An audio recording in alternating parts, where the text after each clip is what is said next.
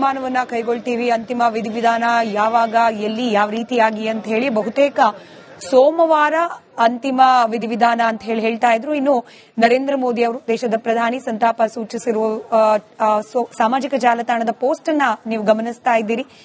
ಚೆನ್ನಮ್ಮ ಅವರ ಅಗಲಿಕೆಯ ಸುದ್ದಿ ಕೇಳಿ ಬಹಳ ದುಃಖವಾಗಿದೆ. ಮಾಜಿ ಪ್ರಧಾನಿಗಳಾದ ದೇವೇಗೌಡರ ಧರ್ಮಪತ್ನಿಯ ಅಗಲಿಕೆಯ ಸುದ್ದಿ ತಲುಪಿದೆ.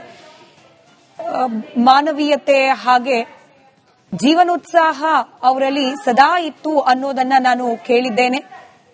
ಇಂಥ ದುಃಖದ ಸಂದರ್ಭದಲ್ಲಿ ಆ ಕುಟುಂಬಸ್ಥರ ಜೊತೆಯಲ್ಲಿ ನನ್ನ ಅನುಕಂಪ ಇದೆ, ನನ್ನ ಸಾಂತ್ವನ ಇದೆ ಅಂತ ಹೇಳಿ ಪ್ರಧಾನಿ ನರೇಂದ್ರ ಮೋದಿ ಅವರು ಮಾಡಿದಂತಹ ಸಾಮಾಜಿಕ ಜಾಲತಾಣದ ಪೋಸ್ಟ್ ಅನ್ನ ನೀವು ಗಮನಿಸ್ತಾ ಇದ್ರಿ.